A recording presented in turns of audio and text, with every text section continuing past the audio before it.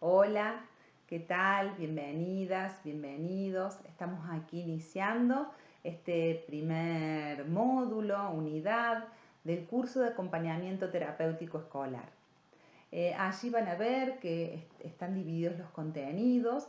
Los videos, por lo general hay videos que corresponden específicamente a este curso, en mi caso, donde vamos a simplemente profundizar algún aspecto que no aborden los textos o que no aborden los demás videos que allí están anexados, ¿sí?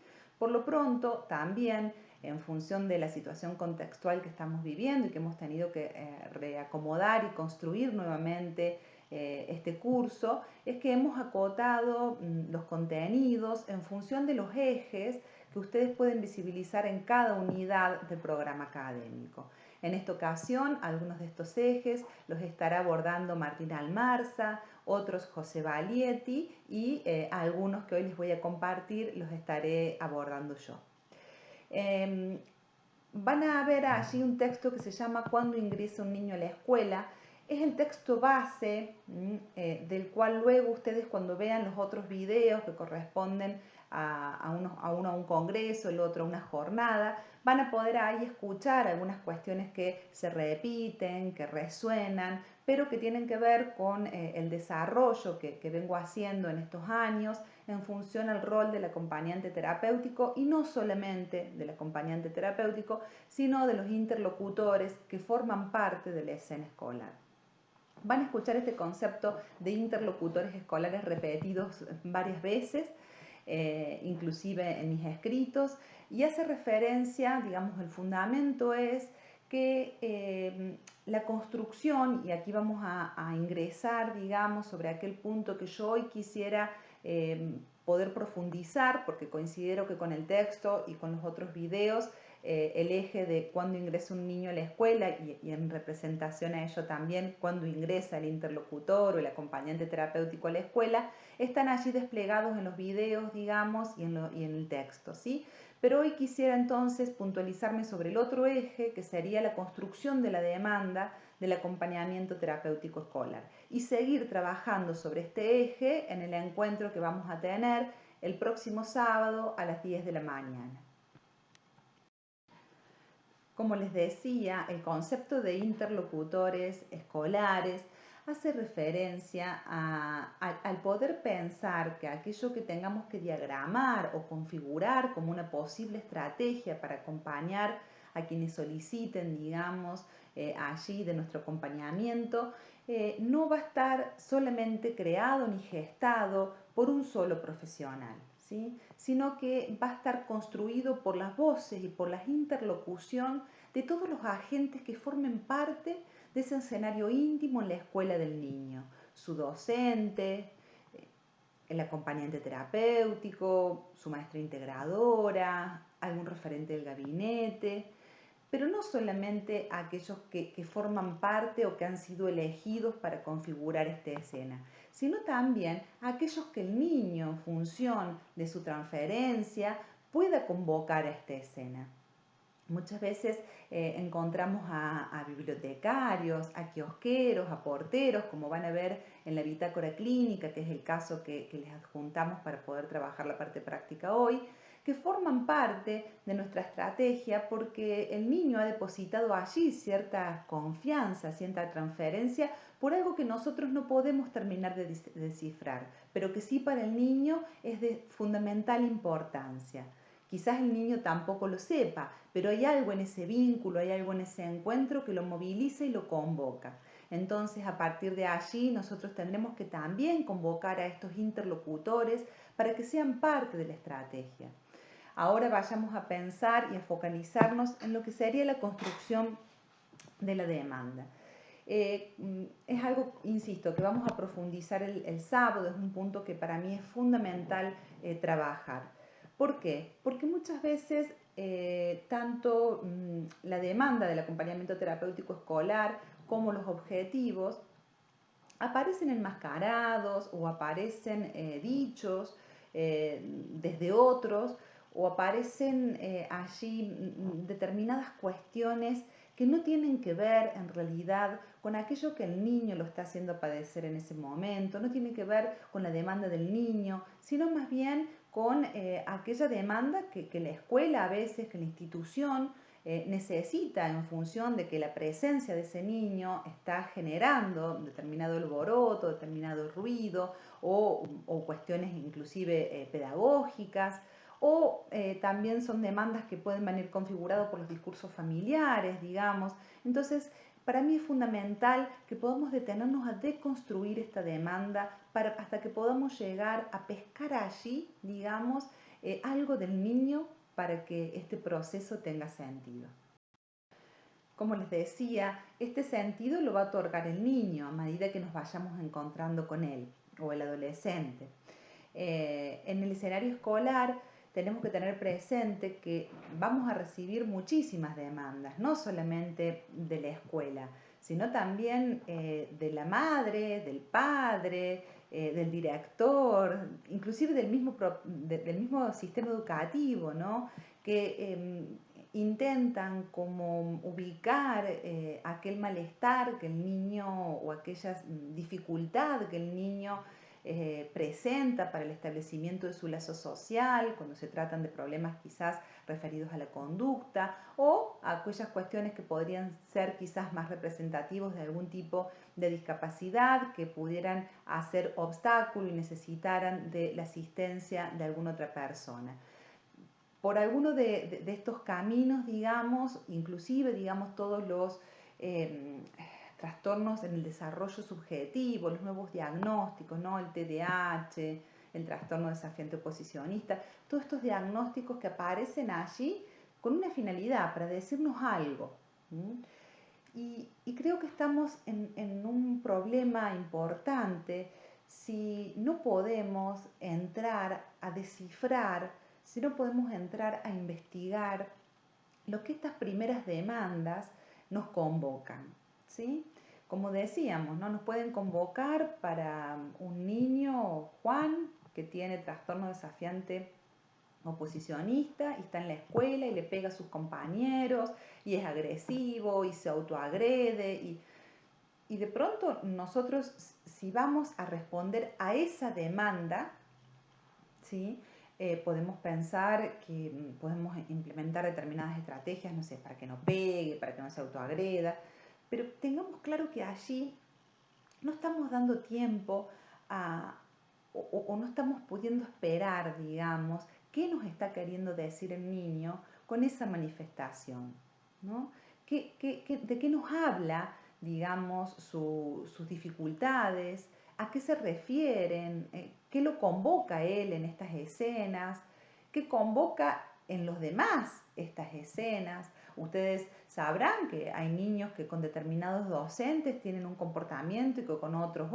Y bueno, entonces que podamos tomar en cuenta todas esas coordenadas, digamos, nos va a ayudar a poder construir la demanda que sea coherente a lo que aquel niño necesita para poder construir un espacio en el escenario escolar. Por lo pronto, decirles que en estas primeras instancias, cuando llega la demanda, lo que allí sitúa, por ejemplo, Gabriel Pulice, es que lo que aparece es una solicitud de intervención. ¿Sí? Él dice, no es la demanda, es una solicitud de intervenir porque hay algo que no marcha. Esto que no marcha le podemos poner, digamos, cualquier título, ¿sí? Pero estamos convocados, estamos allí invitados, digamos, a trabajar con algo que no marcha. Eso es una solicitud, nos están solicitando, ¿no? Para algo. Lo cierto es que todavía no sabemos para qué nos están solicitando.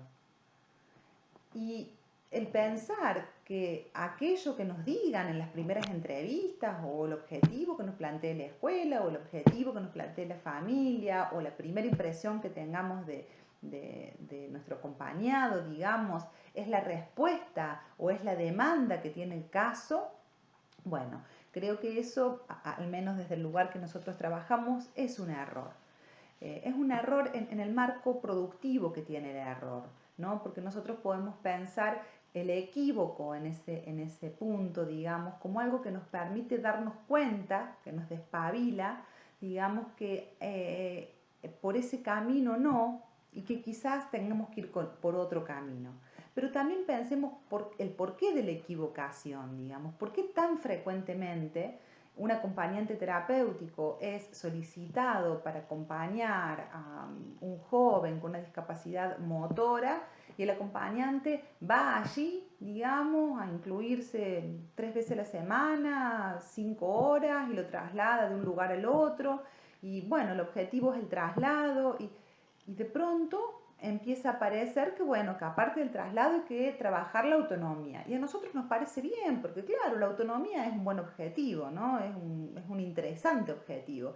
Entonces de pronto vamos a acompañar a ese paciente, digamos, que tiene una discapacidad motora y le decimos si él puede, por ejemplo, propulsar la silla o si él puede. Empezamos a trabajar aquello que nos han solicitado, que es la asistencia y la autonomía, ¿sí? Y así podemos seguir siendo muy fieles, digamos, a estas solicitudes que no vienen justamente o que no nos informan justamente nada sobre la posición o sobre el deseo del sujeto con el que nosotros estamos comprometidos a trabajar, ¿sí? Que es nuestro acompañado. Con esto no digo que tengamos que dejar de considerar aquellas demandas iniciales que aparezcan, ¿no? Porque son parte de la escena, son parte del mapa y son coordenadas que también nos sitúan a nosotros a ver a qué se está resistiendo el joven, digamos, o por ejemplo la familia, por dónde es que quiera ayudar a su hijo. Entonces, bueno, diría Leonel Dosa, a veces estas demandas que a los acompañantes nos parecen como tan descabelladas, de bueno, de la madre angustiada que dice necesito que usted se quede toda la jornada escolar con mi hijo, inicialmente nos pueden parecer descabelladas, pero nosotros tenemos que poder estar atentos, que a veces es la única forma que se tiene de pedir ayuda. ¿No? No estamos allí para cuestionar y decirle a esta mamá que no podemos, ni para ir a la escuela a enfrentarnos con la directora y decirles que no respetan nuestro rol, que no vamos a hacer esto. No, no. Muchas veces son de la única forma, como dice Leonel, que tienen las instituciones, que tienen las familias, inclusive los sujetos, de pedir ayuda. Nuestro trabajo, nuestra tarea es habitar ese enigma, es esperar los tiempos de constitución del vínculo del acompañante y el sujeto y el profesional, digamos, dar tiempo que ese vínculo se empiece a jugar la transferencia, que empecemos a saber sobre sus intereses, que empecemos a ver, a entender cómo manifiesta su sufrimiento, que empecemos a captar a dónde se resiste, qué lo convoca, con quién se siente más atraído. Y bueno, todas estas coordenadas, todos estos datos nos van a ir orientando hacia el sujeto, ¿sí? Pero es muy importante tener en cuenta que no podemos establecer objetivos de antemano y tampoco podemos plantear que una demanda se construye a partir que nos invitan a participar o solicitan de nuestra intervención, ¿sí? La demanda y los objetivos se van a ir construyendo a medida que el vínculo entre el acompañado y el acompañante vaya transitando, vaya circulando. En algunos momentos podremos decir que este vínculo viene transferencialmente transitando áreas de afecto, de empatía, de hospitalidad, y en otros momentos no, en otros momentos nuestro acompañado no querrá saber nada de nosotros, ni recibirnos, se resistirá y generará inclusive de situaciones que pueden resultar agresivas. Eh, y bueno, tenemos que estar atentos que nosotros a veces somos puestos a trabajar en escenarios donde no es el paciente quien nos convoca, y mucho más cuando se trata de niños, ¿no? Entonces nosotros debemos poder acercarnos, debemos poder construir ese vínculo, ser empáticos, estar abiertos, por supuesto que acompañados de la supervisión, cuando sintamos que algo de eso nos convoca, nos angustia o nos atraviesa. también en nuestro análisis personal, poder despejar, digamos, que de ese caso que nos lleva a soñar, nos lleva a salir tan cansado, nos lleva todo el tiempo a estar pensando en este paciente, que de ese caso se está anudando a algunas cuestiones personales y tenemos que poder allí discriminar. Pero también sepan otra cosa, que me parece que es fundamental.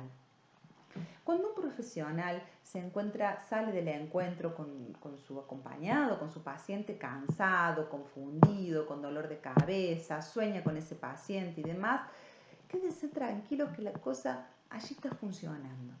Y allí está funcionando porque quiere decir que hay algo que ha pasado por el afecto, por la implicación en el profesional, que insiste, insiste a través de manifestaciones corporales, a través de los sueños y demás, por tener un lugar, ¿no? O por despejar lo personal o por buscar algún vehículo, digamos. Podemos pensar que muchas veces cuando eso sucede, cuando estamos implicados en un caso, es porque la transferencia allí está funcionando, ¿sí?